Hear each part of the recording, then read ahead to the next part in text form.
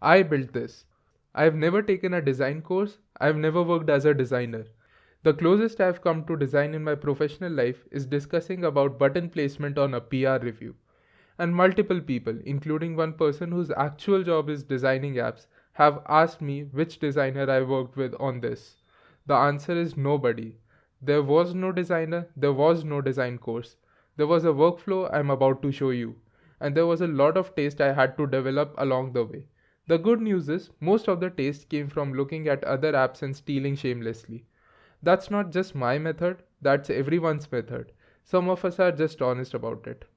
In the next 12 minutes, I'm going to walk you through the exact process: moodboarding, design tokens, layout generation, iteration, the screens that took 4 tries to get right, and the 20% of decisions where AI was genuinely useless.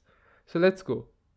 For most of the last decade, if you were a designer who wanted to ship a consumer app and you couldn't design, you had three options. Option 1: hire an expensive designer. The designs from cheap freelancers were usually very subpar. The good ones cost more than the rest of your project combined. As a solo developer on the side of a full-time job, this isn't a budget conversation. It's a non-starter. Option 2: use a template. Buy a UI kit on a marketplace, paste it into your app and change the colors.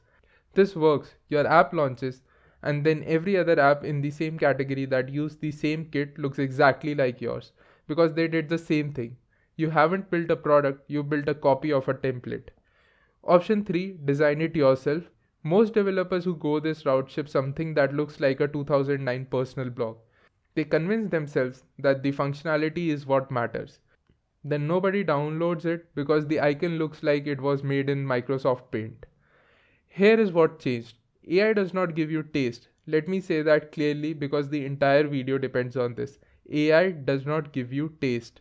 What AI does is remove the execution barrier between you and the design you can already imagine. You still have to know what good looks like. You still have to make the call between two options. You still have to throw away 3 iterations before the fourth one works. But the part where you sit in front of Figma for 6 hours trying to make a single screen look professional, that part collapses from 6 hours to 30 minutes. That is the entire game.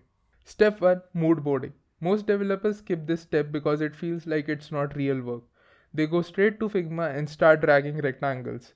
Then 4 hours later they wonder why nothing looks right. The reason nothing looks right is they never made a decision about what actually right looks like. Moodboarding solves this in about an hour, and AI makes it 10 times faster than it used to be. What I did for my Glow Lab was open Gemini and write something like this.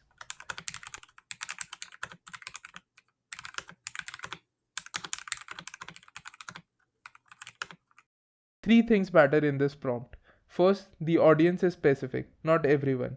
Second, I gave the emotional target: premium but not clinical, modern but not tech bro. Third, I asked for references from any category, not just competitors. The best design ideas almost always come from outside your own category. If you only look at other skincare apps, you'll design like every other skincare app. What I got back was a list. Some apps I knew, some I didn't. I opened each one, I screenshotted 3 to 5 screens from each. I dumped them all into one Figma file. That file became the mood board. The mood board isn't decoration, it's a contract with yourself. Every decision from here on gets checked against the mood board. If the screen you're designing doesn't feel like the mood board, the screen is wrong. The mood board is always right. Step 2: design tokens. This is the boring step that separates apps that look professional from apps that look like a developer made them in a weekend. A design token is just a named value: your primary color, your text color, your spacing scale, your typography ramp. Boring but critical. The reason it matters is consistency. The human eye is very sensitive to inconsistency. If your bottom corner radius is 6 pixels on one screen and 8 pixels on another, the user doesn't think inconsistent corner radius. They think this feels off. They can't tell you why, they just don't trust the app and they close it. What I asked AI to do was translate my mood board into a design system. And the prompt was: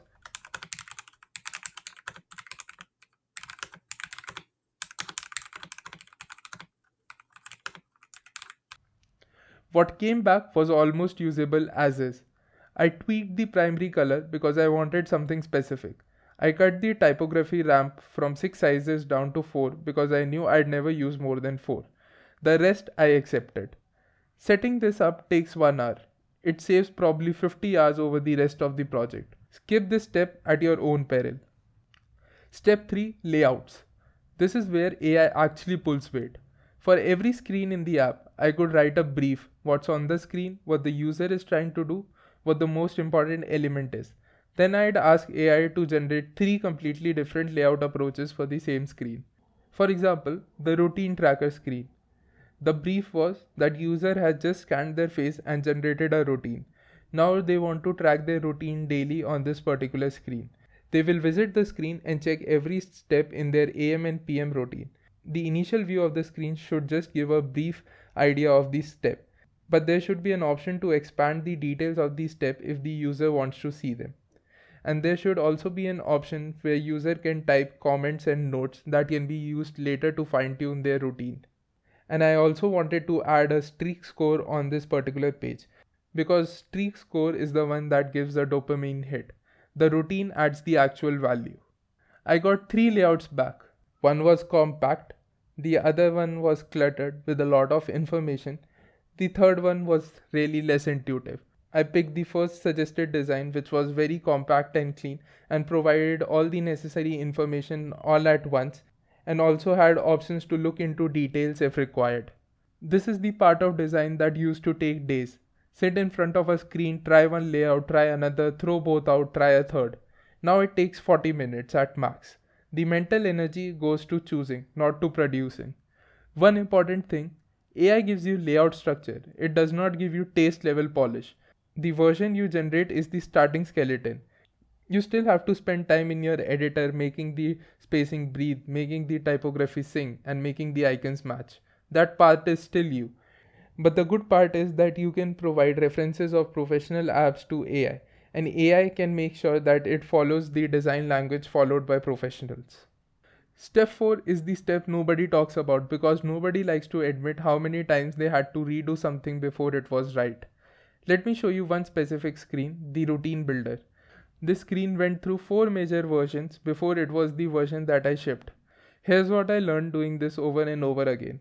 Iterations 1 and 2 are usually about getting the information right. Iterations 3 and 4 are about getting the feel right.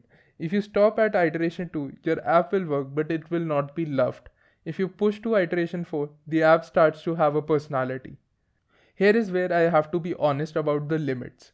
There is about 20% of design decisions where AI was genuinely useless to me. I'm not going to pretend otherwise because if I do, you'll try it and you'll hit the wall and you'll think the workflow doesn't work.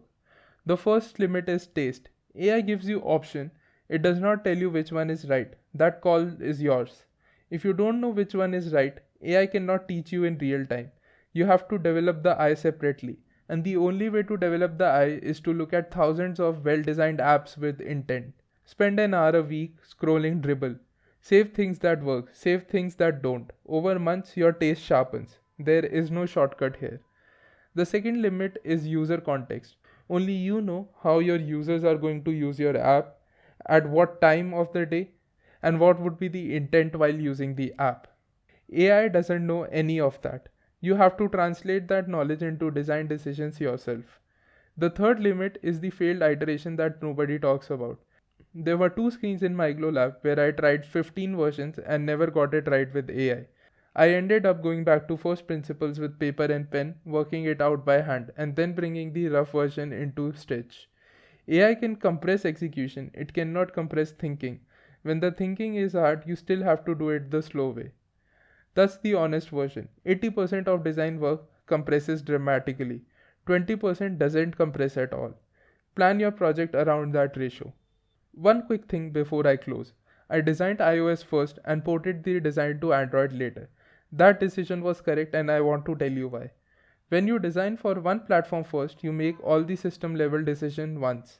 Spacing, typography, component behavior, animation timing. By the time you move to the second platform, the only work is translation.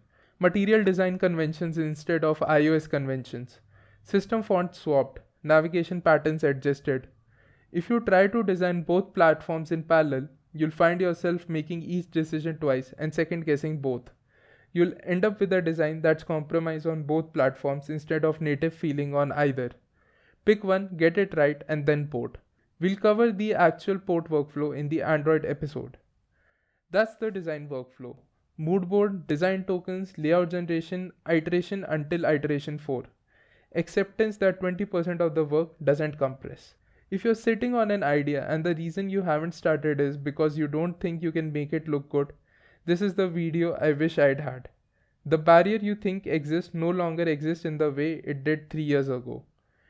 Design done. But a beautiful app with a bad architecture is a nightmare to build. And I learned that the hard way by throwing away 2 weeks of backend code in week 3 of the project. Next video, how I should have planned the system before writing any code, and the 4 hours of architecture work that would have saved those 2 weeks. Subscribe so you don't miss it, and drop in the comment section what's the design decision you're stuck on right now. I will try to reply to every comment. See you in the next one. Thank you.